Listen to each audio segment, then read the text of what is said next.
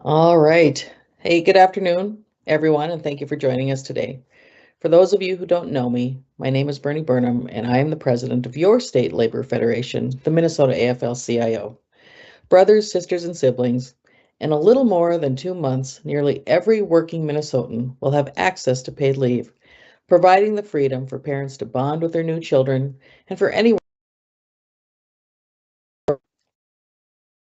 I got muted again. Are we good to go? Sorry. All right. In a little more than 2 months, nearly every working Minnesotan will have access to paid leave, providing the freedom for parents to bond with their new children and for any worker to be able to take care of themselves or a loved one during a long-term illness without having to worry about how they're going to pay the bills. Like we are in so many ways for workers, Minnesota will have the gold standard among the 14 states with paid leave programs. The Minnesota AFL-CIO is proud to have co-chaired this broad and diverse coalition of unions, nonprofit, and faith groups that worked for nearly a decade to pass what is going to be life-changing law. I'd be remiss if we didn't recognize the debt of gratitude we owe to the late Senate Majority Leader Kerry Dietzich and House Speaker Melissa Hortman for their work in getting this legislation to Governor Walz's desk. This and so many other pro-worker laws are a fitting tribute they did as work for Minnesotans. So we can all make the most of this briefing. I'd like to quickly recap some of the key areas we discussed during the webinar with Brendan Cummins on paid leave and collective bargaining shortly after the legislation passed. First, like any other labor standard, Minnesota paid leave is designed to be the floor, not the ceiling, when it comes to this benefit. Your unions are still free to bargain paid leave benefits that meet or exceed, but do not conflict with, the requirements of the statute. Second, like other labor laws, the employer has a duty to bargain at the request of the union over how the statute is implemented in the workplace. And finally, I want to remind everyone that this briefing is designed for you to bring the information back to your members. If you have additional questions on how this impacts your employer or the collective bargaining process, we urge you to speak with your union or your union's attorney. Today, you will hear from Greg Norfleet, the director of the Minnesota Paid Leave Division. Greg comes to his current role with nearly a decade of experience in state government with a focus on delivering on high priority initiatives for state leaders. Critically, he led the implementation for the Massachusetts Paid Family and Medical Leave Program, which successfully launched in 2021. Since moving to Minnesota in late 2023, Greg has led the creation of a new division tasked with launching our own paid leave program in January. I will now pass this over to Corinne Horowitz, the public engagement strategist from Deed. Corinne. Hi, everyone, and thanks again for being here. As Bernie said, I'm Corinne, and I'll be facilitating today's webinar. We are so thrilled that so many of you can join us today. We have about 162 folks and counting online with us right now. During today's presentation, we'll provide a quick overview of the paid leave law, who's covered, how payments and premiums will work, and we'll walk through the application process to prepare you to be key messengers about the program to your membership. We'll reserve the remaining time to answer your questions. We also have a lot of information on the website, info.paidleave.mn.gov, including frequently asked questions and a toolkit, which we continually update. I'll also note that following today's webinar, the slides will be posted to the Paid Leave website on our public events page under the About Us tab. Today's webinar will be recorded. Should we decide at a later date to make the recording public, we'll post a link on our website. Additionally, we send out regular email updates about paid leave. You can subscribe to the newsletter on the website as well. By the way, my team member, she is putting all the links I just mentioned in the chat. So we'll start with a 40-minute presentation from Greg, followed by the Q&A session. For the Q&A session, you can submit your questions to us using the chat button. You can find the chat button at the top of your screen. It's the purple speech bubble with the question mark. There are two tabs in the chat, the Featured tab and the My Questions tab. Check the Featured tab to see announcements from our team and links that we mentioned throughout the presentation. Use the My Questions tab to ask a question at any time during the presentation. Only you and the webinar team can see your question. Likewise, All other attendees can only see their questions. And our team behind the scenes will review and moderate the questions for the Q&A session. With such a large audience, we may not get to all of them, but please ask anyways. We keep track of the questions, we'll use them to inform our outreach and update the FAQs on the website. If we don't get to your question, the Paid Leave Contact Center is ready to help you at any time. You can reach out to them through the form on the website, info.paidleave.mn.gov, or by calling 651-556-7777, Monday through Friday, 8 to 4 p.m. Okay, that is enough for me. It's time for the presentation. Turning it over to you, Greg. Thanks, Corinne, and thanks, Bernie, Melissa, and the entire AFL-CIO team for the opportunity to present today. We are so excited to be 70 days away from paid leave being available to Minnesotans across the state, and super grateful for all of the engagement that we've had to date, as well as the support getting this bill into reality.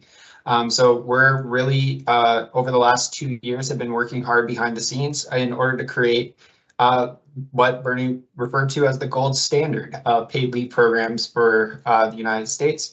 And we really believe that we're going to be able to execute on that.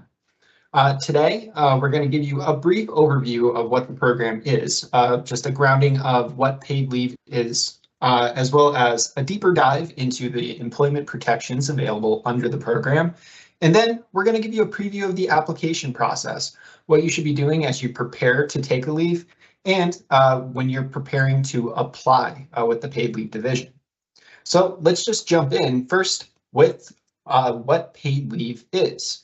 So paid leave was passed in the 2023 legislative session, and what it does is it creates a paid family and medical leave insurance program that will be available to Minnesota workers starting on January 1st of next year.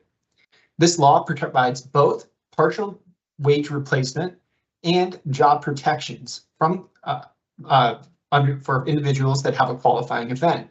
Those partial wage payments are provided by the state to individuals who need time off to care for themselves or for their loved ones. This is an insurance product that is funded, much like private insurance, by premiums, and those premiums are made up of contributions that are split between an employee portion and an employer portion.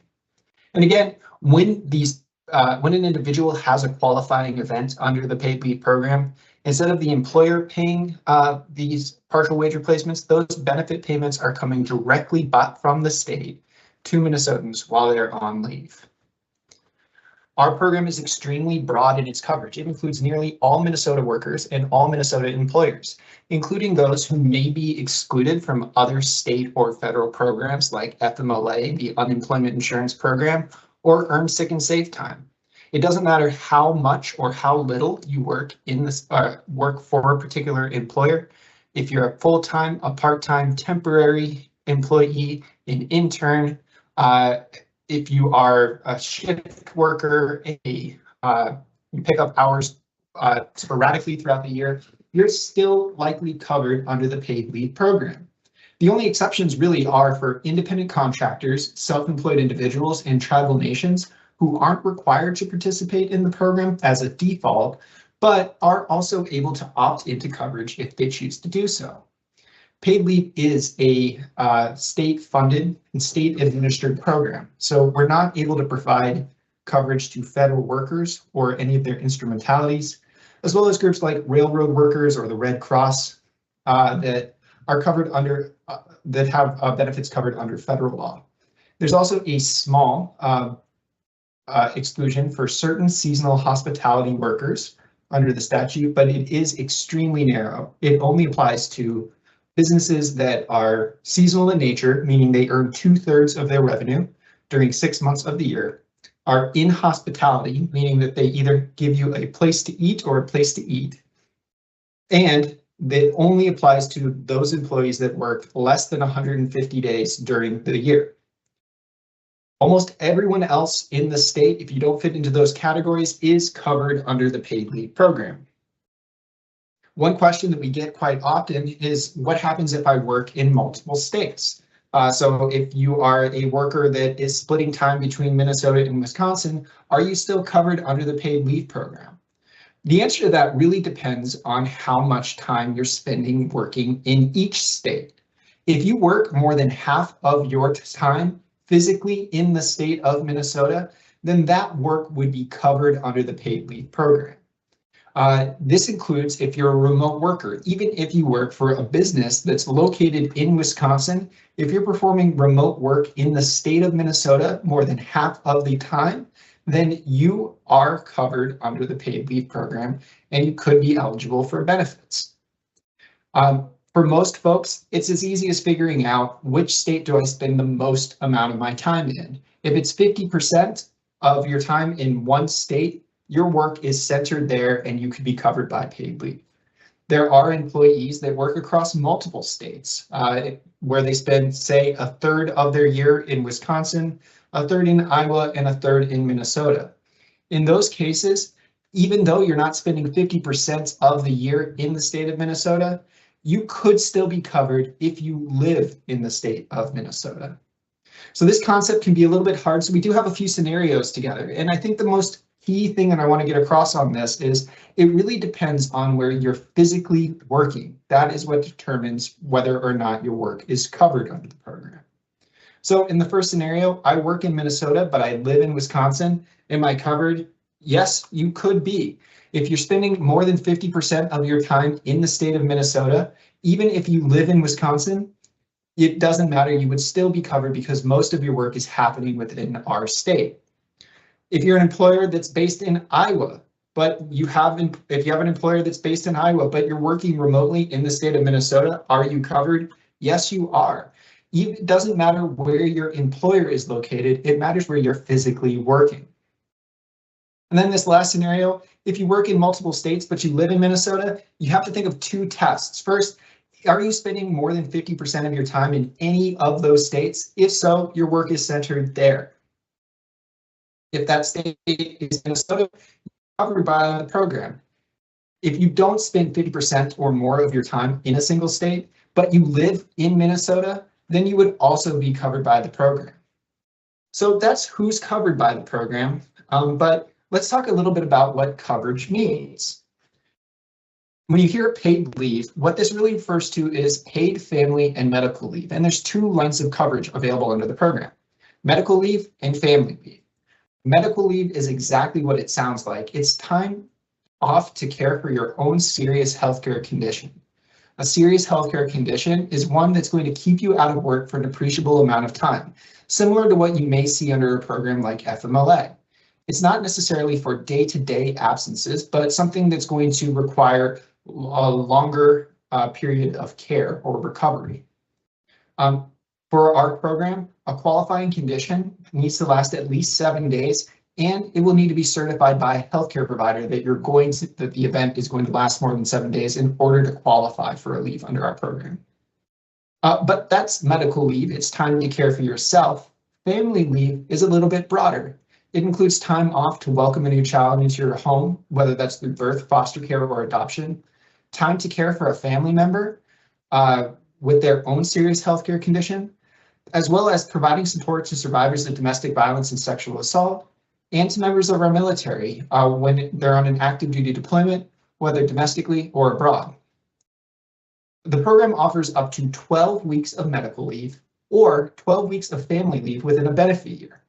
A benefit year is tied to you as an individual, and it starts on the first day that you go out on leave and goes forward 52 weeks.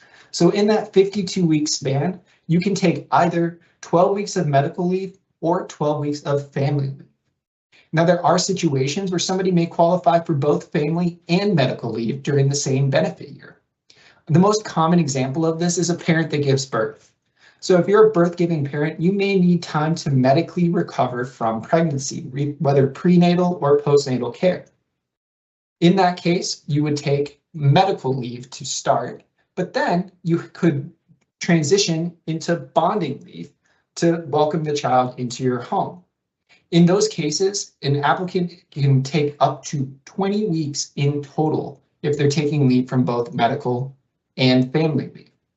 I will note, because we are going to talk a little bit about the application, but one thing that we're really proud about is that we are going to be the first state in the country to have a combined application for that use case, where a birth-giving parent wants to take both medical leave and family leave. We have that down to a single application when you apply with us. I do want to dive into a little bit of when we talk about serious healthcare conditions, this is something that is certified by a healthcare provider, and it's necessary for both medical leave and caring leave. In both cases, the person who is receiving care that has the serious healthcare condition, their healthcare provider will be required to fill out a certification form. These certification forms have a similar standard to the FMLA, the federal program that offers 12 weeks of unpaid leave today. And really what it comes down to is that there's at least 7 days, and it requires either in-person care or continuing treatment and supervision. These days don't necessarily have to happen all at once in one continuous block, but you're going to need it. It's not something for, I have a cold today, I should take FMLA. It's something for a longer term chronic condition in most cases. We, however, don't define or exclude specific diagnoses as to what qualifies under paid leave. That's a conversation between you and your doctor will be able to provide a professional assessment of how much time you actually need to recover as part of the program. Additionally, one cool thing about our program is the definition of family. Under FMLA, there's a very short list of what qualifies as a family member. And it leaves out some pretty common relationships, including your in-laws or cousins or somebody who maybe was a big part of your family. Our definition of family is very broad, and it includes anyone that you have a personal relationship that creates an expectation and reliance for care without compensation, even if you don't live together. This definition of family allows for a more modern understanding of what families look like in the state of Minnesota, and it allows folks who don't have a traditional family to still be able to access the care that they need to recover. Part of the program, if you qualify for a leave under the program, is partial wage replacements. We, as the state, will make payments to you based off of what you were earning prior to going out on a leave. We provide these payments on a progressive scale, so folks that earn less get a higher percentage of their wages replaced when they're out on a qualified leave. For Minnesotans that are earning less than 50% of the statewide average weekly wage, that number is 90% of your wages can be replaced, and it tiers down from there. But it's up to a maximum benefit that's tied to that statewide average weekly wage, which when we go live, will offer a maximum benefit of $1,423 each week. This progressive scale is really important because it allows low wage workers to be able to afford to take the leaves that they need or to care for the people that they love without having to choose between financial stability and being there for those folks. In order to qualify for partial wage replacements, there's an earnings threshold. You need to have earned at least 5.3% of the statewide average annual wage in the past 4 quarters in order to qualify. That number is about $3,900 when we go live in 2025. That $3,900 can be earned from one employer or from multiple employers that you've had during the past year. This benefit is tied to you, not necessarily your employer. So if you're only working a few hours for an employer and picking up, say, $1,000 from that particular employer, even though you may not make enough to qualify for partial wage replacements from that employer specifically, that money goes towards your financial eligibility calculation if you apply based off of wages from other employers as well. So it is a fairly low threshold to enter, and it is based off of the wages that you've earned, regardless of the number of employers that you've had during the base period. I will also flag that even if you qualify for partial wage replacement from the state, if you're receiving benefits from unemployment insurance, workers' compensation, or Social Security disability insurance at the same time, you won't be eligible for paid leave benefits for those same days. We will be asking folks whether or not they're receiving these benefits as part of the application. We'll also be asking their employers and checking our own administrative data to make sure that folks are not receiving benefits for more than one program at the same time. These benefits, they're paid much like private insurance through premiums. These premiums are split between an employer portion and an employee portion. For most employers, the premium rate is going to be 0.88% of wages. But for small employers, it'll actually be down to 0.66% of wages. And that's on all of your earnings up to the Social Security cap of $176,000. Generally speaking, these premiums can be split between an employer and an employee, with an employer being able to deduct up to 0.44% of wages in order to fund that portion of the premium. These first premiums are going to be paid to the state on April 30th by April 30th of 2026. And that's going to be assessed on all wages paid starting on January 1st through the end of March. And then the premiums will continue to be applied on a rolling basis thereafter. Here's kind of how this looks. We talked about a large employer rate and a small employer rate. For a small employer under our program, what that means is that you have an employer that has 30 or fewer employees, and the average employee makes less than $107,000 a year. In those cases, we'll automatically apply a reduced premium so that they only need to pay 0.66% of wages instead of 0.88% of wages. I will flag that that does not impact the amount that they can take out of employee checks to fund their portion of the premium. So for employers, there is a minimum that they need to fund, where for large employers, they need to pay at least 0.44%. Small employers need to pay at least 0.22%. And the employee's portion is a maximum. An employee can be charged at most 0.44% of their wages up to the Social Security cap to cover the employee portion of the contribution. Now, one thing I want to flag is that the employer's portion is a minimum and the employee's portion is a maximum. So employers may choose, or it can be bargained, that an employer picks up more than their required portion, whether for potentially for competitive purposes, they may choose to pick up more than the required employer minimum. For folks that are thinking about this, the costs and the benefits of using paid leave, we have some tools available on our website, info.paidleave.mn.gov, that can help employees and employers estimate the costs and the benefits of the paid leave program. In just one example, if you're earning $70,000 a year, for just under $6 a week, you'll be eligible for over $1,000 a week in support if you have a qualifying condition like welcoming a new child into your home or caring for a family member with their own serious healthcare condition. So that's what the program is on a high page, but I do want to do a bit of a deep dive into the employment protections associated with paid leave. So generally, the employment protection provisions are administered under the Department of Labor and Industry, but they should feel familiar to a large number of employees and employers on the line because they're very similar to FMLA, but they are more generous than what is available under the federal program. Generally speaking, if you take a leave under this program, you have to be restored to your job or an equivalent position when you return from leave.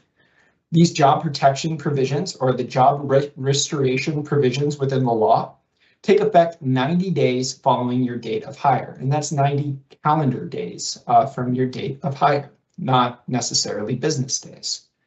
An equivalent position means that the job is, quote, virtually identical to your previous position and can include things like working conditions, benefits, pay, differentials, bonuses, duties, responsibilities, privileges, authority, and status, as well as work location and schedule.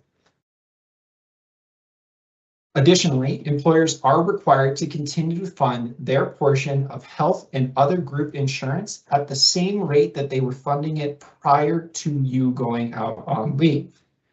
I will flag that there is a requirement for employees to continue to pay their portion of these premiums, but your employer cannot stop your health insurance coverage or other group insurance when you are away, nor can they charge you the employer portion of those contributions. Generally speaking, these employment provisions, they're in statute and they cannot be waived by a particular business.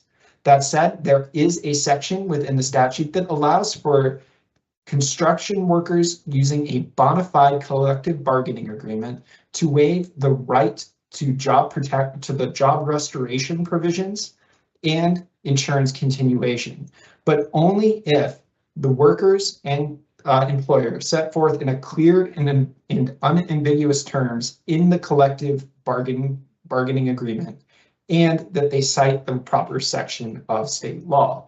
So these can't be unilaterally waived, but for workers in the construction industry, they could agree to waive them with their employer.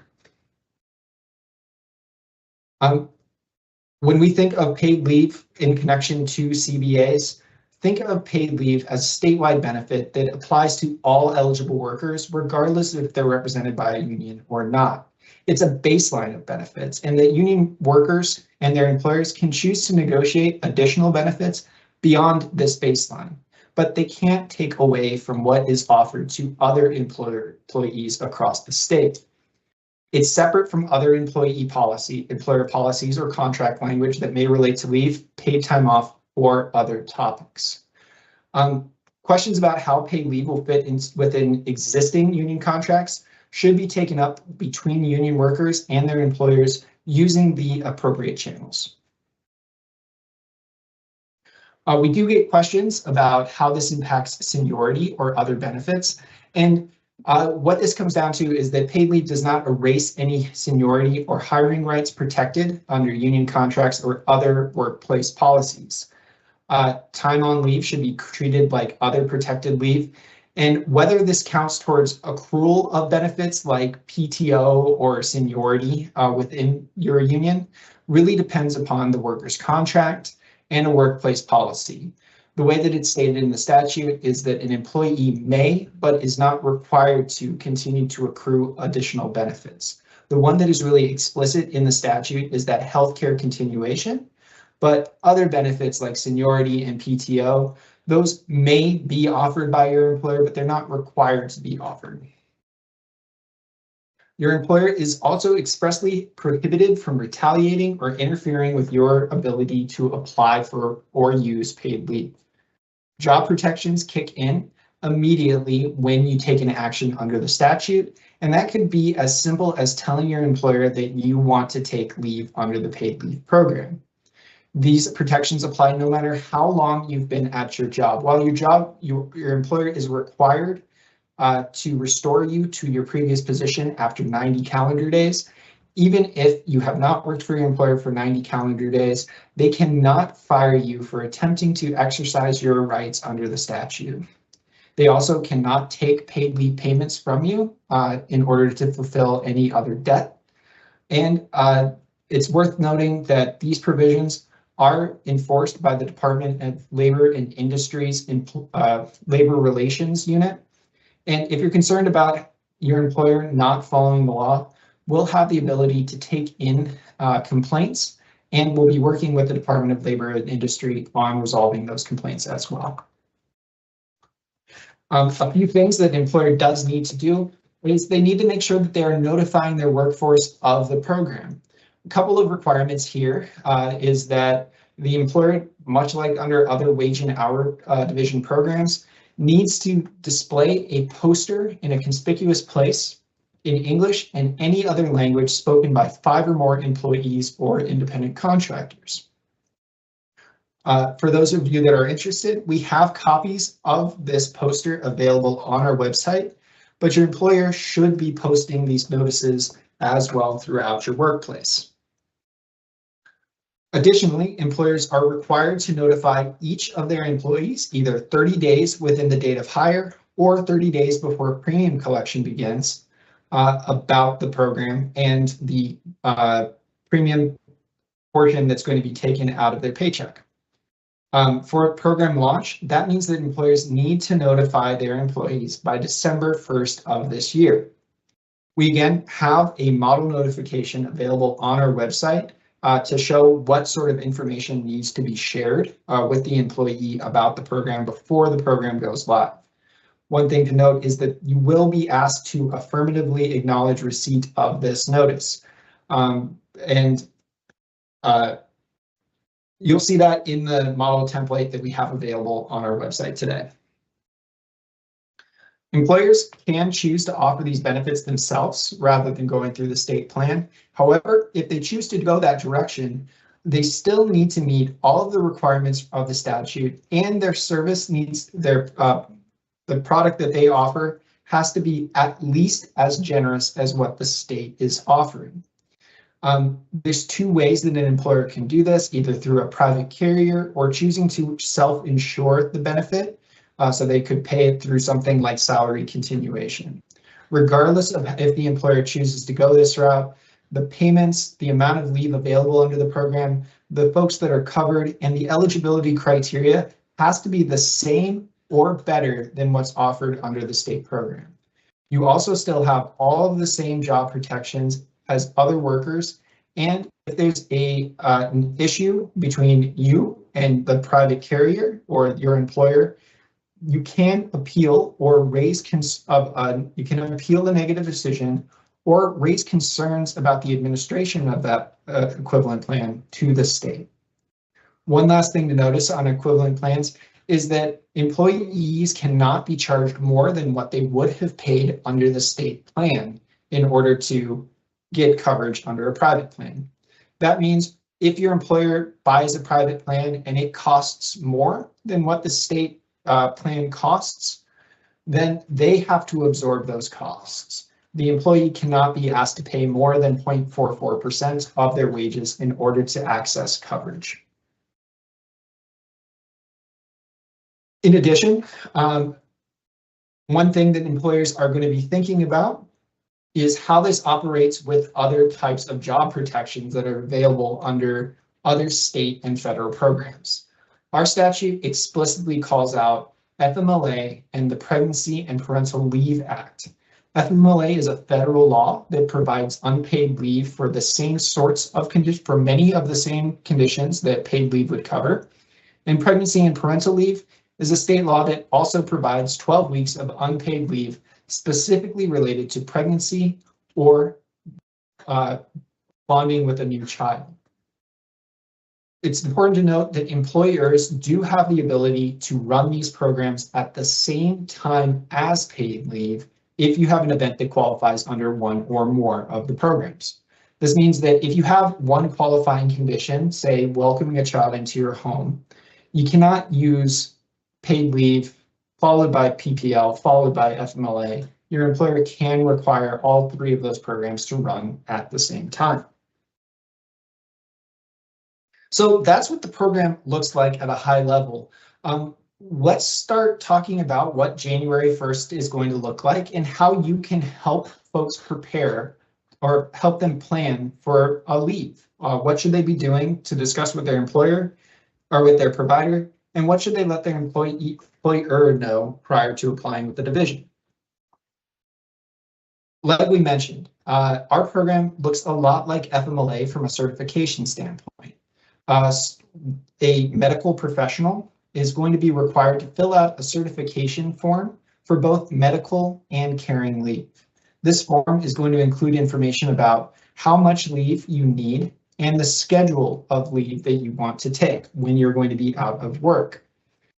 Because our program overlaps so heavily with FMLA, if you have an event that qualifies under FMLA and you get paperwork for that program, we will also accept the DOL paperwork as certification for an event under the paid leave program. The other types of leave, military, bonding leave, and most cases of safety leave have other documentation requirements. For bonding leave, for example, we'll ask for a discharge papers, a birth certificate, or just a letter from your doctor letting us know that the child has been welcomed into your home. You will need to submit this certification to the division as part of an application for benefits, but we will not share this certification document directly with your employer. Important to note, though, that your employer does have a right under the statute to request this documentation from you, and you are required to provide it upon written request. When you're talking with your provider about the schedule that you want to take leave, you can take it in one of two ways. You can take leave in one big block of time, which is called continuous leave, or you can take it in smaller blocks of time over a longer time period. That's called intermittent leave. Under the program, and you can take continuous or intermittent leave for any leave type, including bonding leave. I will say, though, that the employer does have the ability to determine how big of a block that time is for intermittent leave. So you could need to take leave in 1 day, half day, 1 hour, down to 15-minute increments of time, depending on the policy of your employer. But in any case, regardless of the type of leave that you're requesting, you would be able to take it either with a continuous schedule or an intermittent schedule. You are required as part of an application for benefits to notify your employer using their customary and usual procedures for requesting an absence from work. You should notify them at least 30 days before your leave begins, or as soon as possible if your reason for leave if there isn't anything preventing you from doing so. There will be situations where somebody learns of a diagnosis in the room with their healthcare provider and needs to go on leave immediately. In that case, you should still tell your employer first before applying to the division, but that 30-day threshold does not apply. As I mentioned, you should follow your employer's documented workforce policy for how you notify them about the request for leave. Your employer can require you to call a certain number, to meet with a certain person, to send an email to a particular inbox to notify them that you're going to be requesting a leave. And we will ask this as part of the application for benefits, and we will share that information with the employer as well.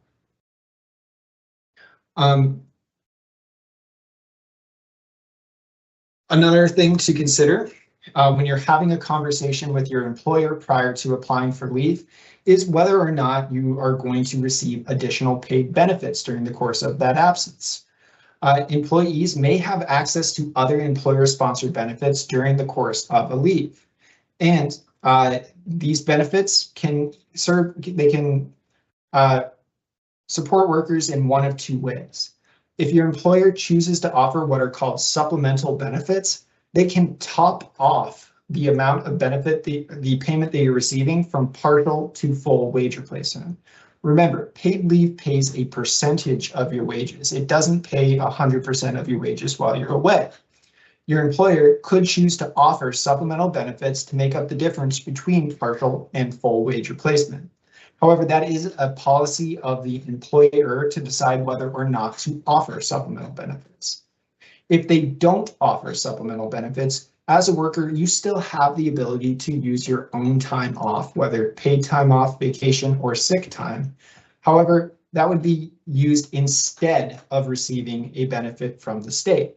So you could still take a PTO, vacation, or sick day, but for those days, you would not get a benefit from the state for the same time period. It's good to have a conversation with your employer to set expectations of what the other types of pay you will be receiving during the leave. It's good to set those expectations prior to coming and applying with the division.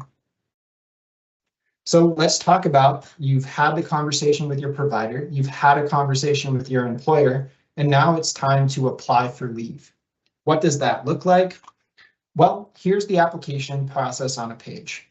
It should always start with the employee and the employer having a conversation about the need for leave and working through a schedule together of what, or at least informing the employer of the need for leave and the schedule that you're going to need to take leave on. The employee then can submit an application with the division at paidleave.mn.gov. They can either do this online or over the phone.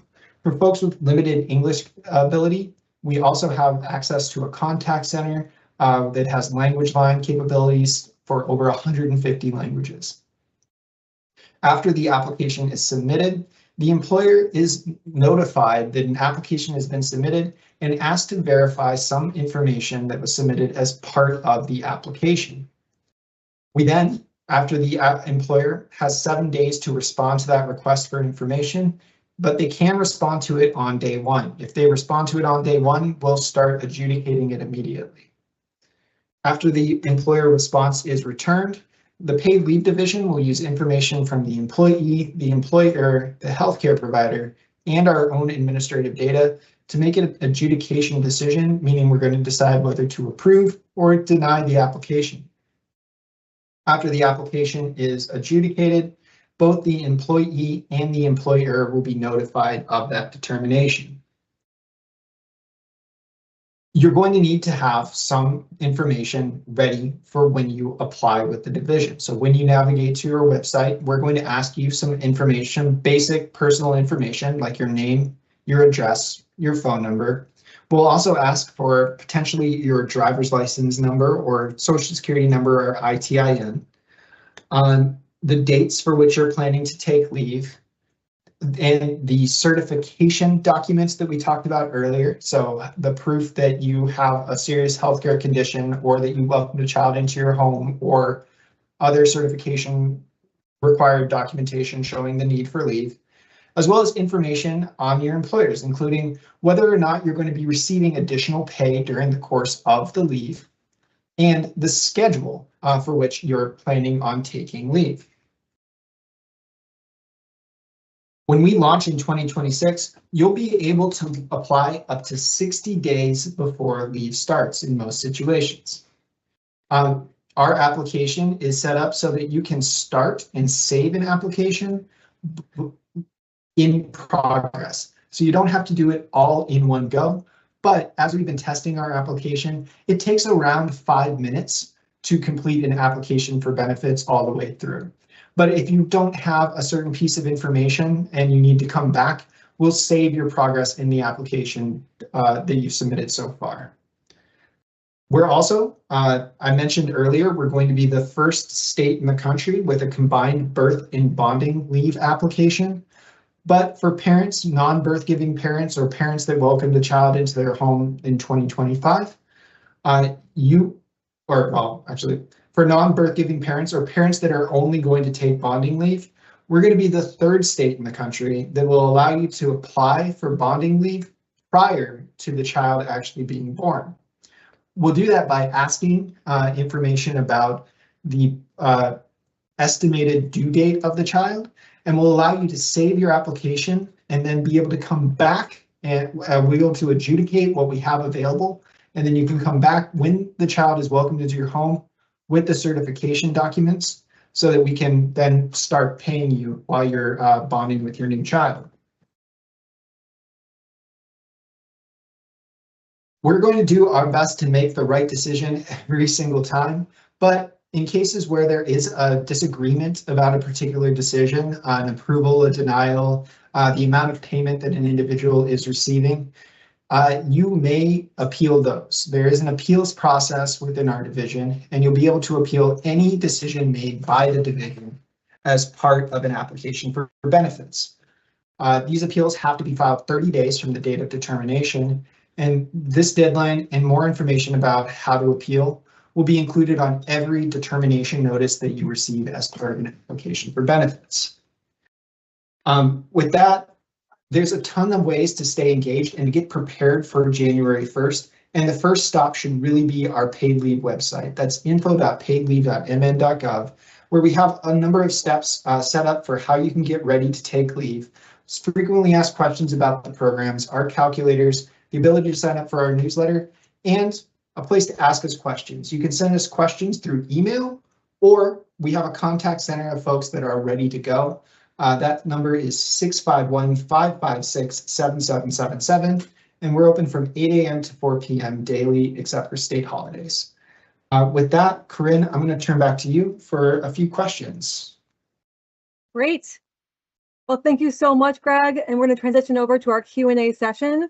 But remember, if we don't get to your question, please know that the contact center is ready to help you with on the online form, or like Greg said, by calling 651-556-7777. Okay, we're going to start answering some of the questions that were submitted to you all in advance, and then we'll open it up to audience questions. So the first question is one we hear a lot. It's about bonding leave. And the question is, if I already went on parental leave in 2025, can I also take paid leave for bonding in 2026? Okay. Yeah, this is a great question. We get it a lot. So here's the way that it works. So our program goes live on January 1st, 2026. Leaves taken before that date cannot be used to reduce the amount of leave that's available to a particular person after the program goes live. Bonding leave can be taken within 12 months of welcoming a child into your home. So if you welcomed a child into your home in 2025, you would be able to take bonding leave under the paid leave program up to the 1-year anniversary of welcoming that child into your home. And you mentioned this a little bit in the presentation, but can be applied for parental leave 60 days before paid leave goes into effect? Or do we need to wait till January 1 to apply for 2025 babies? So keep an eye on our website and our newsletter for information about when the portal will be available. We do anticipate being able to take in applications in advance of January 1st, but please pay attention to the website and our newsletter in order to get the timing right on that. Great. A couple more on bonding leave. Can I be approved for leave before telling my employer that I'm taking paid leave? I'm sorry, say again. Can I be approved for a leave prior to telling my employer that I need to take paid leave? No, you can't. So part of the law requires an employee to notify their employer in advance of applying for the paid leave program, and that's in all situations. If you're able to provide 30 days notice to your employer, if it's a foreseeable need for leave, you should give that notice to your employer prior to applying to the division. Even in cases where it's not possible, where you don't have 30 days to notify your employer, the standard is as soon as practicable. And in the statute, that still assumes that you'd be able to tell your employer prior to applying with the division. So we won't be able to approve any application for which an employer has not been notified. Okay, does medical leave count for pregnancy-related health issues or C-section recovery? And if so, would someone be able to take 20 weeks for both birth and bonding time? Yeah, so that's what we talked about as part of the presentation. You can take up to, if you are a birth-giving parent, you could take both medical leave and family leave, medical leave to recover from pregnancy and family leave to welcome the child into your home. And in that case, you would be limited to 20 weeks of total leave. Great. And the last one on bonding is, can you take bonding leave intermittently? Yes, you can. Under our program, you can take any type of leave, either continuously or intermittently. That includes bonding leave. Okay, moving on a little bit, who decides what qualifies a person for mental health related medical leave? I'm sorry, Corinne, you froze up on me. It might be my side. Who decides what qualifies a person for medical related mental health leave?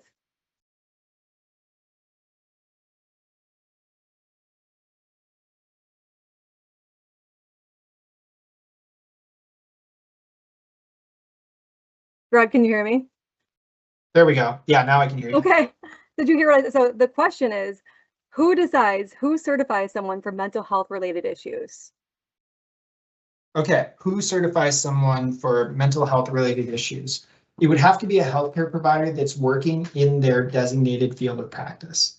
So a mental health provider could be a psychiatrist. It could be an individual who's capable of diagnosing the need for leave within their scope of practice. And another kind of leave that we had a question about was safety leave. How will safety leave certification work? And for both, how much information will be shared with the employer? Okay.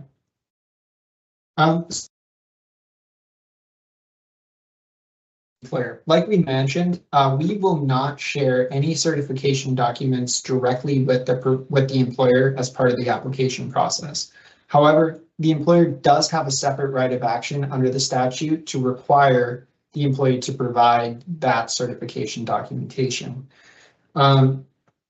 As part of an application for benefits, if you're applying for safety leave, the only thing that the employer will see through the portal is that you're requesting family leave, because safety leave fits under that category of leave, as well as the dates that you are requesting leave, along with information around whether you said you're taking any other payments during the course of the leave as well.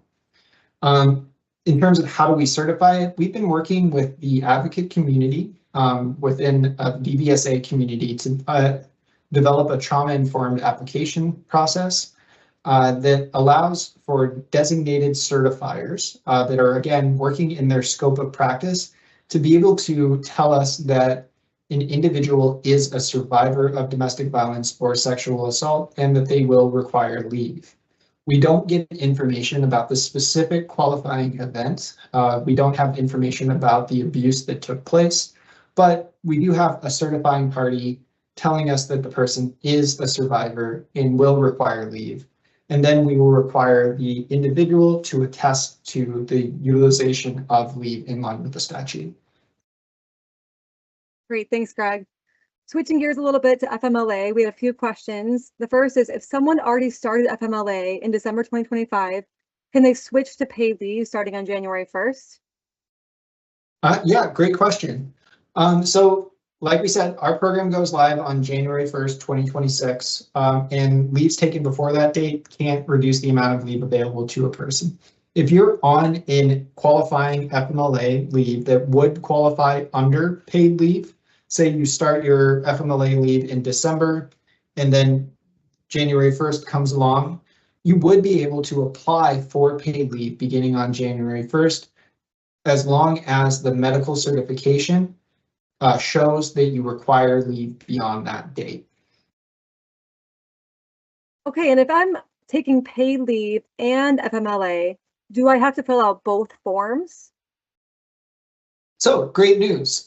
So we've been talking with healthcare providers throughout the process of building the program. And some of the feedback that we received was on the use of FMLA forms. So the Department of Labor has their own model notifications. Employers also have their own FMLA forms that they sometimes require. We, as a division, made a choice that we will accept FMLA forms as long as they are for a condition that would qualify under the paid leave program and that the form shows the need for leave. Can employees take FMLA and then apply for paid leave to extend their leave? So no, in most cases. So this 2025 thing that we talked about at the beginning, where a person may be eligible to take FMLA in 2025 and then also paid leave in 2026, that's really a one-time thing. Employers do have the ability to require employees to use FMLA at the same time as paid leave. And how will paid leave impact existing short-term disability policies?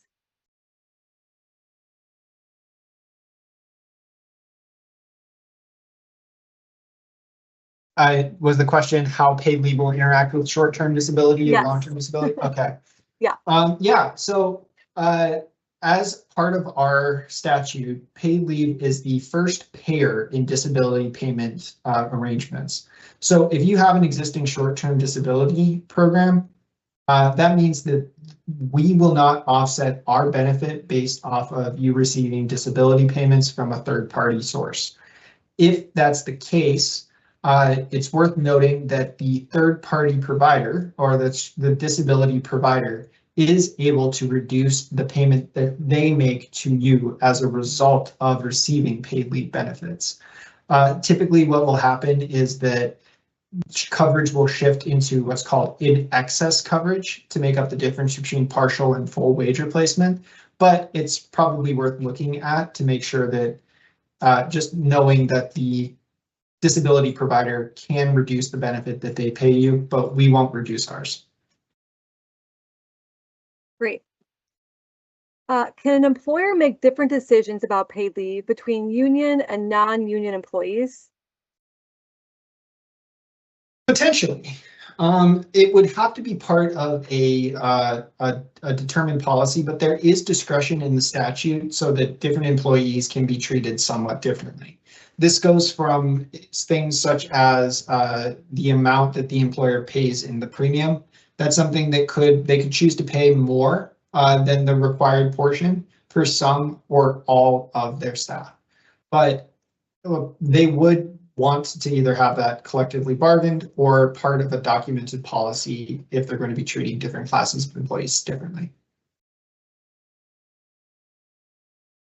Can an employer offer private insurance for one type of leave, like medical, and use a state paid leave program for family leave?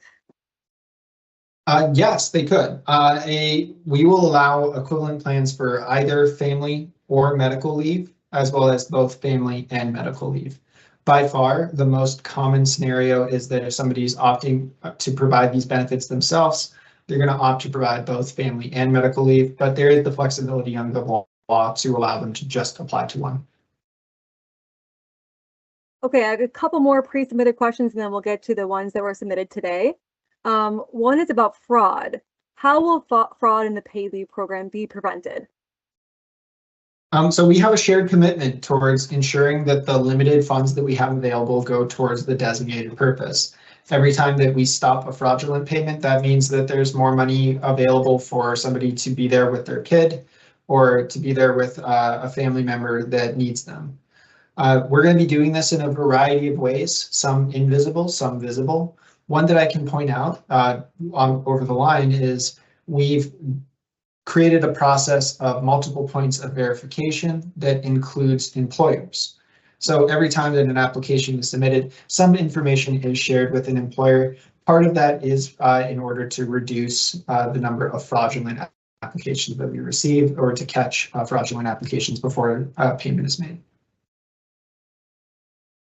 Great.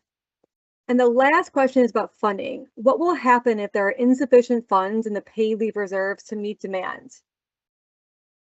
So our funding, we were allocated over $650 million to support the implementation and operation of the paid leave division in the 2023 legislative session. With that, we have completed an actuarial analysis based off of experiences in other state-run paid leave programs, as well as the private sector for private insurers that have similar products, to estimate what the cost of this program is going to look like, not just now, but multiple years from now. So we feel very confident in the funding that we have available in order to fund the benefits, but it is something that is revisited each year. So each year we'll do an actuarial analysis based off of actual use of the program in order to set the rate for the program in future years. There is a legislative cap where the total premium cannot exceed 1.1% of wages, but we don't anticipate getting close to that number. Great. I will move on to the questions that were submitted today. We have plenty of time left, so if you do still have a question, please submit it in the chat button. So the first one is that we are a local union and have an executive board staff who receive a small monthly salary and members who are occasionally paid lost time that count as wages. However, it amounts to less than $1,000 annually. Would we include them as employees for paid leave? These individuals also have a separate full-time job with their employer. So if they're receiving wages as part of their work, they're likely covered under the paid leave program. And those wages should be reported as part of wage reporting, as well as premium should be collected against those wages. Like I mentioned, our financial eligibility is based off of wages from multiple employers. So even if you only earned less than $1,000 in this position, all the wages that you earned from your other positions also count towards financial eligibility. Additionally, those wages can count towards the benefit amount calculation as well. So they would go towards calculating the benefit that we pay to that individual when they go out on leave. Great.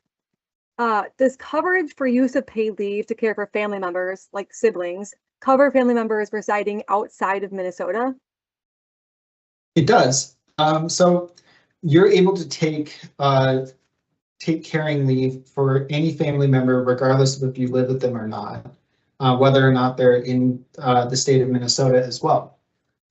We will, however, require that the healthcare provider of the individual that needs care certify that the individual has a serious healthcare condition and requires care from that specific person. So there is a point that the healthcare provider is going to need to certify that that person is needed in order to support the caring leave.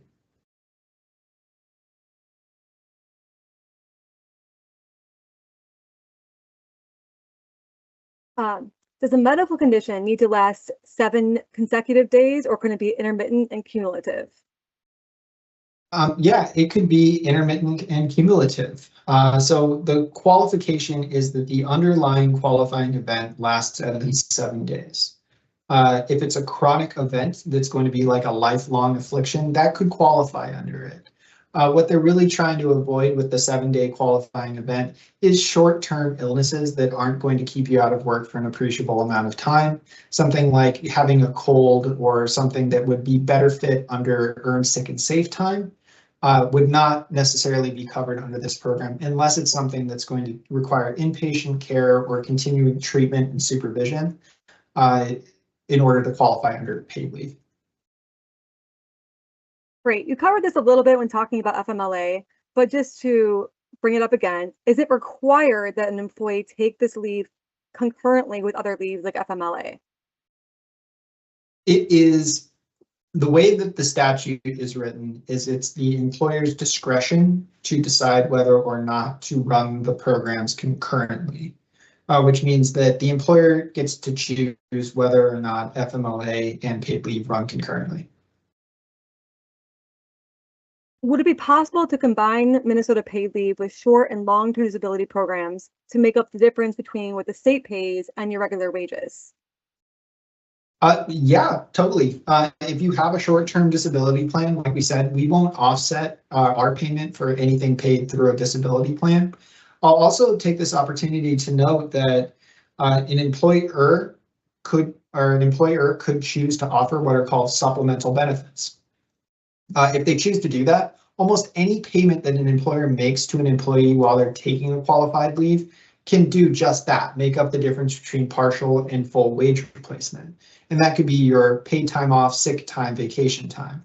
Again, that is part of the employer's discretion on how this works within a business. It's something that can be bargained as well, but it is an option to also get to full wage replacement. And also note that even if your employer doesn't offer supplemental benefits, so they're saying they won't just allow you to use your paid time off, sick time or vacation time to get to full wage replacement, you could still choose to use that time during the course of your leave. But we, as a result, in the paid leave division would reduce the benefit that we pay to you. So you would get a payment from your employer from those days instead of from the paid leave division.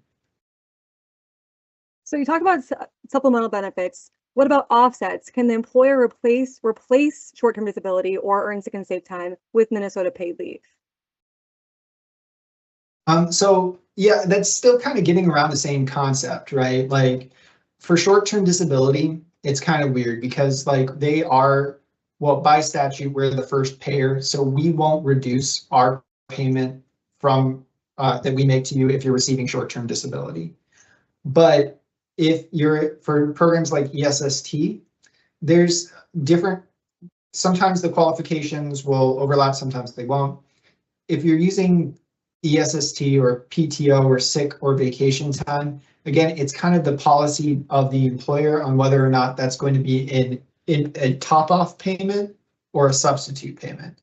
It could work either way, where if based off of the agreement that you have with your employer, that it could be used as a portion of a day to make up just the difference between the benefit and your normal pay, or it could be used instead of receiving a benefit from the state. Okay, another related question, the last one on this. If we have both short-term disability and paid leave, can we basically get paid twice? So I'll flag again, we won't offset our benefit payment if you're receiving disability payments. However, the short-term disability provider by statute, has the right to reduce the benefit that they pay you. And you are limited to receiving your normal pay during the time that you are out on a qualified leave. So a likely situation would be that you would get the benefit from us, and then you would get a partial benefit from your short-term disability provider that's offset based off of receiving benefits from our program. Great. Okay, if you deduct a portion of insurance for employees or their dependents, how do you collect funds while they're out on leave? Okay, so this is getting to the insurance continuation requirement. So to remind folks, employers are required to continue to fund health and other group insurance products at the same rate that they were funding it prior to the employee going out on leave. That opens up a natural question of, well, how does the employer collect the employee's portion of it? And again, this kind of comes down to the agreement between you and your employer, because there are ways to do this. We've seen situations where the employer has required an employee to write a check for their portion of the premium before they go out on leave. We've seen employers wait until an employee comes back from leave to recoup the employee's portion of the contribution. We've seen employers that offer supplemental benefits like top-offs or others, and then use that as a base to take premiums out of to fund the healthcare premium.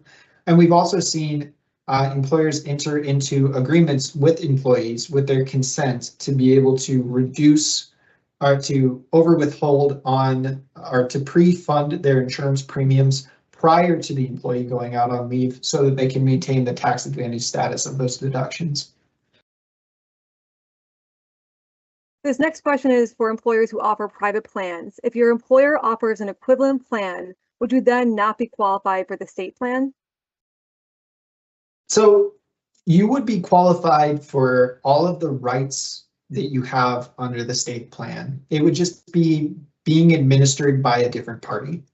All of the same rights and responsibilities, job protections still would apply. You just wouldn't apply to the state when you're requesting a leave. So regardless of if your employer is offering these benefits through a private insurance company or through them by themselves, they're still obligated to meet all of the requirements of the statute and be at least as generous as what's offered under the state plan. Great. The next question is going back to bonding leave. When someone becomes a foster parent, placements can often happen with very little notice. Would a 30-day notice be required in that case? For example, if someone learns they're welcoming a child into their home with only 2 or 3 days of notice? That's a really interesting question. And it really would, the notification requirement, it's 30 days or as soon as practicable. And if it's something that's outside of the control of the applicant or the employee, like that they just learned about the placement a week before it happened, that's a totally acceptable reason to not meet the 30-day requirement for notifying your employer. However, even in that situation, you should still notify your employer first before applying to the state. There's still a requirement to notify them as soon as you can. Okay, and then we kind of have a question about the flip side. What happens if your leave needs to start early? For example, if you give birth prior to your expected due date?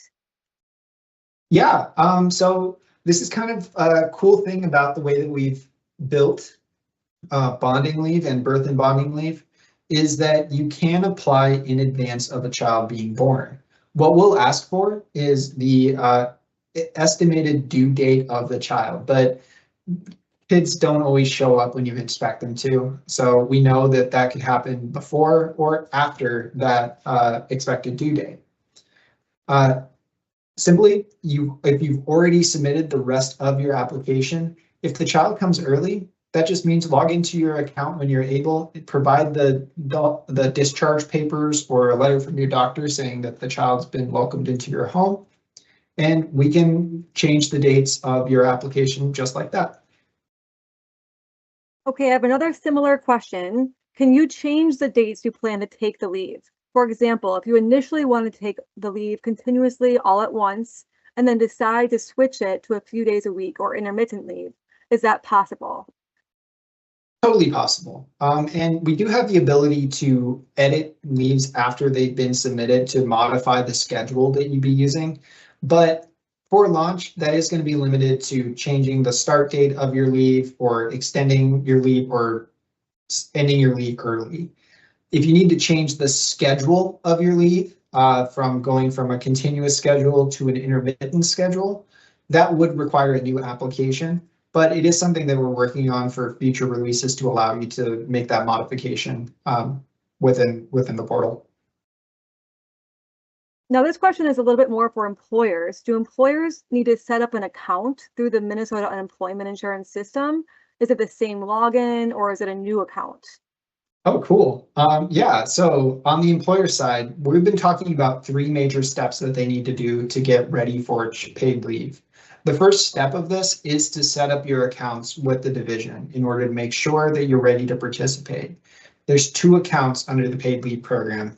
The first is the employer account, which is in the existing UI system. For employers that already participate in UI and all of their employees participate in UI, they didn't actually have to create a new account, because what we did was we took their existing unemployment insurance account and we converted it into a joint paid leave UI account. So when employers are completing their regular wage detail reporting, that information is shared directly with the paid leave division to meet that requirement. It's also where an employer is going to submit premiums as part of funding the program starting next year. Within that same portal, there's the ability to designate a leave administrator, and that's the person who's going to have access to the HR side of paid leave. So we've developed a portal for HR professionals that is, with input from folks from across the state, to provide them with some transparency and actionable information that they need in order to administer leave on their side. So they need to designate a leave administrator in the UI portal and then set up an account at paidleave.mn.gov, and then they'll have access to that leave administrator portal. Great, thanks, Greg. We have a couple questions here left, so if you didn't hear your question or if you have an additional question, please put it in the chat. We'll make sure we get to it. So, Greg, to clarify, does Minnesota paid leave replace Earned Sick and Safe Time? No, these are different programs and they do have slightly different uses. So Earned Sick and Safe Time chiefly is meant for day-to-day episodic sick days and that sort of thing. We're closer to FMLA or short-term disability as something that's going to keep you out of work for an appreciable amount of time. These programs can work together, like we talked about with supplemental benefits or substitute payments, but they are distinct from one another. ESST is managed by the Department of Labor and Industry, while we over at DEED administer the paid leave program. The next question is, what does the payment turnaround look like after the application has been approved? Great. So let's talk timeliness. So out of the gate, we're anticipating being able to make an approval decision within 14 days of an application being submitted. In terms of when a payment is issued, it really depends on when that application came in. If you applied prior to going out on leave and you got an approval in hand and you start leave after that approval is in hand, we'll issue a payment on day 8, or we'll start processing the payment on day 8 of your leave. If you are instead, you have an event that requires you to apply for leave unexpectedly, so you're immediately out, so you're already on leave by the time that an approval is given. If 8 days have passed, we'll start processing that payment the next day after the approval is granted. But the timing is different depending on when the approval happens. Great. Will the state check, this is getting back to the fraud question, will the state check the authenticity of doctor notices and forms from the certification? Yeah, that's a big part of what we're going to be doing. So we've got existing relationships with a lot of large healthcare providers, large and small healthcare providers across the state. And a big part of what we're going to be doing as a division is ensuring that the documentation that is submitted is valid in order to, ensure that the payments go towards their intended use. This is a question about the locality test of who is covered by paid leave. How is the 50% of time physically working in the state of Minnesota calculated? Is it based on the hours worked? And does it include hour time or just base hours? Is it the 44% of straight time, or does it also include overtime and premium pay? Great question. So it's based off of the hours worked, and it doesn't make a distinction between like the type of hours that you're working. It's just that you're spending 50% of the time that you're working physically in the state of Minnesota. Okay, great. If an employer wants to pay the full 0.88%, does any wage need to be inputted for the employee, or how does that work? Any wage need to be imputed for the employee. I think this is getting towards tax status here. So some of the way that taxes work on this doesn't need to be imputed. It does need to appear on box 13 of a W-2 as 0.44%, but I don't believe that I would have to check on that, Corinne, because like the specific tax guidance is pretty narrow here, so I'll have to follow up on that. Yes, and we do have more tax guidance. She can put that in the chat. We have a 1-pager on how, actually it's more like a 3-pager on how taxes work. And so we'll add that to the chat. The next question is, if you are on bonding leave, are you able to work or use sick time to supplement your pay so that you will be receiving full pay? So could you work another job, for example, or use sick time to receive full pay while you're on bonding leave? So the answer to that is different depending on what you're doing. If you're using sick time, it goes into that supplemental benefits versus substitute payments conversation where you could use sick time instead of receiving a benefit from the division, or if your employer allows, you could use it to top off your benefit that you're receiving from the state. But if you're working additional hours above and beyond what you were normally working in during the course of a leave, those hours and those payments are offsets against the benefit that we will pay. So now that we've answered one tax question, I think you'll probably have a lot more, and we'll make sure to put the 1-pager in the chat. But Greg, can you answer one quick question on taxes? For paid leave contributions that we receive, are taxes withheld, or do we have to pay that separately at the end of the year? Yeah, so you're able to withhold taxes as part of the application process. But the way that federal taxes work on this program is that for family leave, it's not considered wages. So it's only, you'll receive a 1099 at the end of the year based off of what we pay to you. But on the medical side, the portion of the benefit that's attributable to the employer, which is either half or a third of the benefit payment that we make, is considered wages and is subject to Medicaid and Social Security taxes. To help employees out, we will automatically withhold that amount from benefit payments that we make and make that contribution on your behalf to the IRS. So you won't have to make that portion of the tax payment at the end of the year. Great. And again, we'll put the tax information in the chat. The next question is, can you receive paid leave for intermittent flare-ups approved by FMLA? Yeah, like we said, paid leave can be taken for either continuous or intermittent leave schedules. If you have an event that requires intermittent leave because you have flare-ups, that's a chronic condition that could qualify under paid leave. Okay, we have union members who don't work during winter months and apply for unemployment insurance during that time.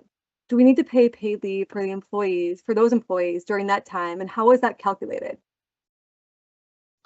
No, so you would only pay the premium based off of wages paid. So you only pay the premium on wages that you actually pay an individual. If they're off payroll, you're not making premium payments on their behalf. Greg, you mentioned that when you're off on paid leave, the employer must continue to pay for health insurance. Are they also required to continue to contribute to your pension and 401k? No, they are not. Like we said, the only explicit continuation component of the statute is health and group insurance that the employer needs to continue to fund. Additional benefits, including retirement, 401k, or others, the employer may, but is not required to offer those.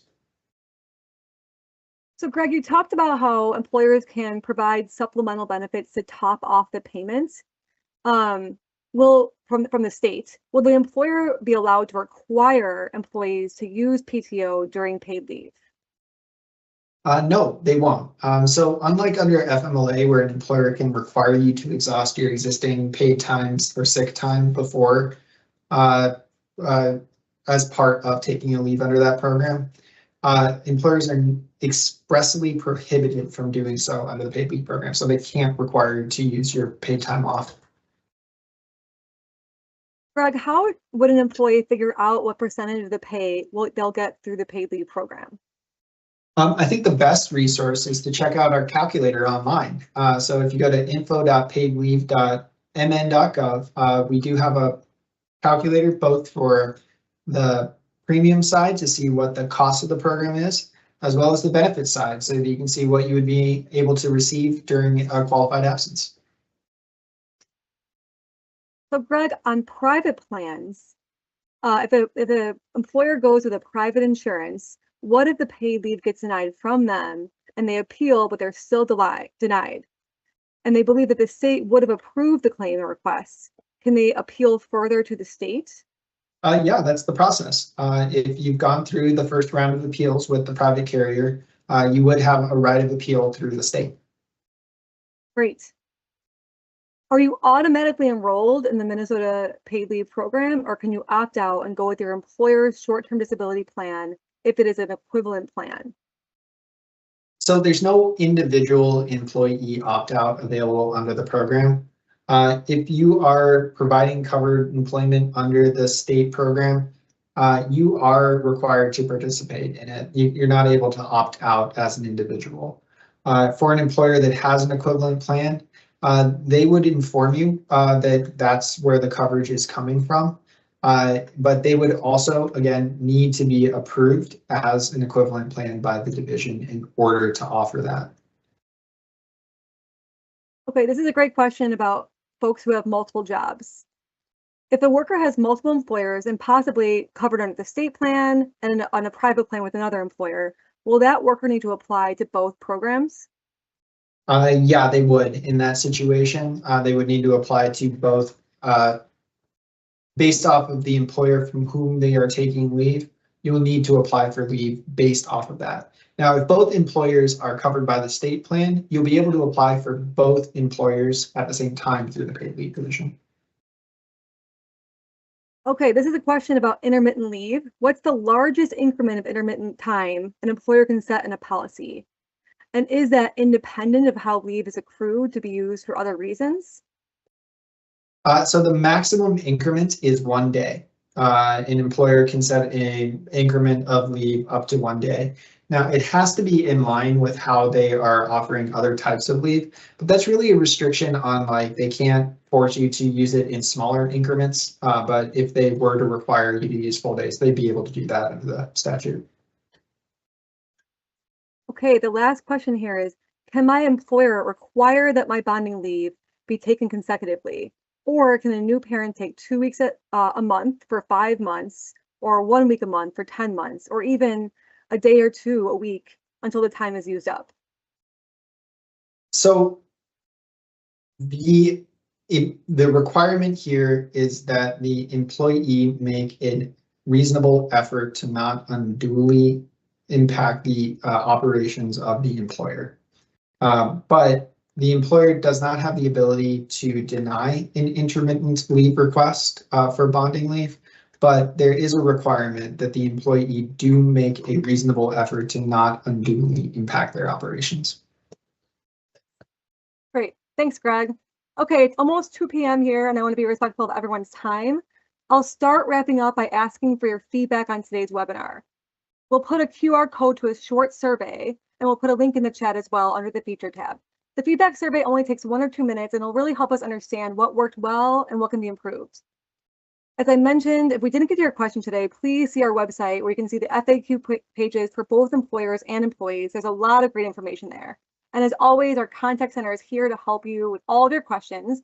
You can just fill out the form on the website or call 651-556-7777. And as a final reminder, the slides from today's webinar will be posted to the website as soon as they've gone through an accessibility review. So thank you all for joining us and have a great afternoon. Bye.